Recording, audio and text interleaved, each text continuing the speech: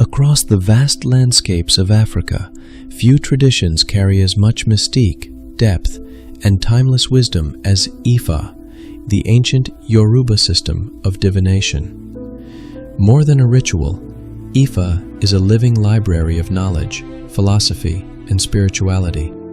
For centuries, priests known as Babalawo have consulted Ifa to uncover divine guidance, resolve conflicts, and reveal pathways through life's uncertainties. Central to this practice is the casting of sacred palm nuts, or divination chains, a ritual act that becomes the doorway between the seen and the unseen. Each cast is not a random chance but a language, a dialogue between humanity and the divine, shaped by symbols and verses handed down through generations. What is striking is that this ancient Yoruba practice does not stand alone in history.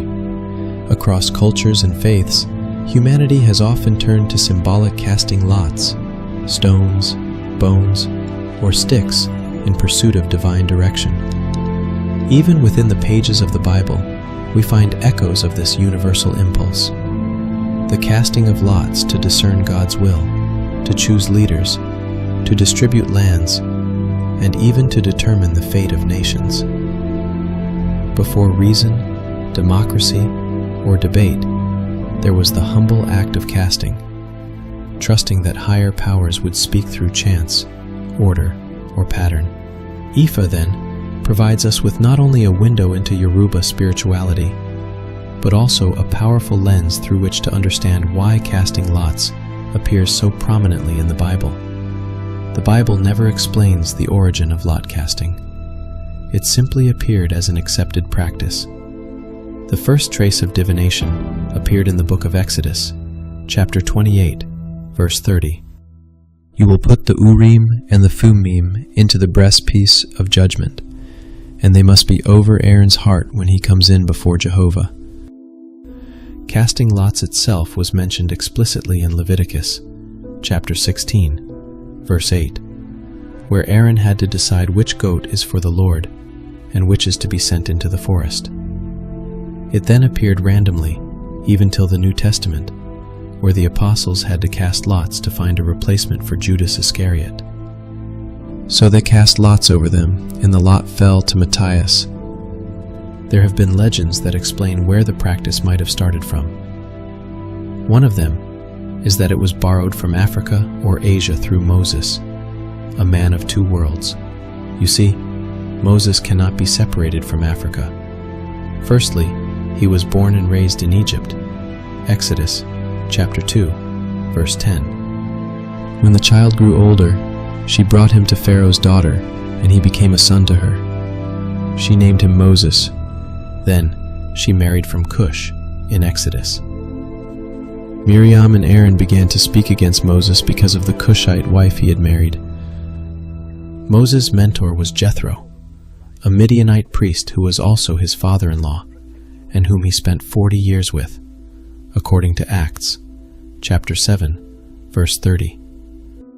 Moses fled and lived as a foreigner in the land of Midian, where he became the father of 2 sons.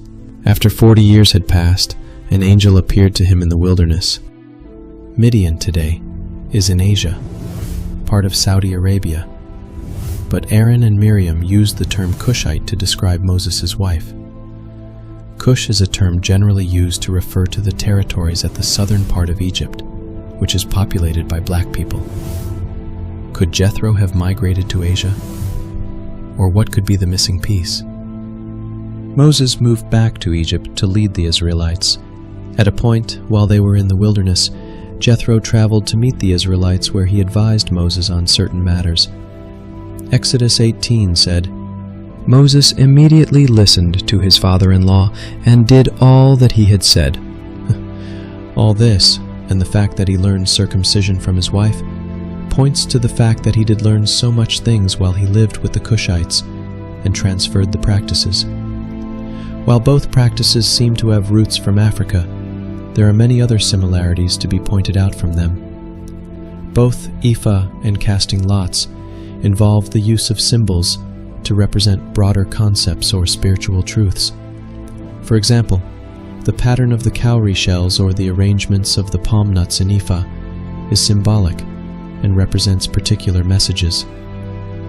Similarly, the outcome of casting lots is often associated with certain symbols or meaning, as it is in the cases of drawing lots for choosing leaders or resolving disputes. Another thing is the fact that both practices involve connection to the spiritual realm, and the outcomes are not coincidental, but divinely guided. Could both divination systems have evolved from a single source a long time ago? This is days of old, where forgotten whispers rise and Africa's untold stories find their voice. Follow, share, and journey with me through the echoes of history.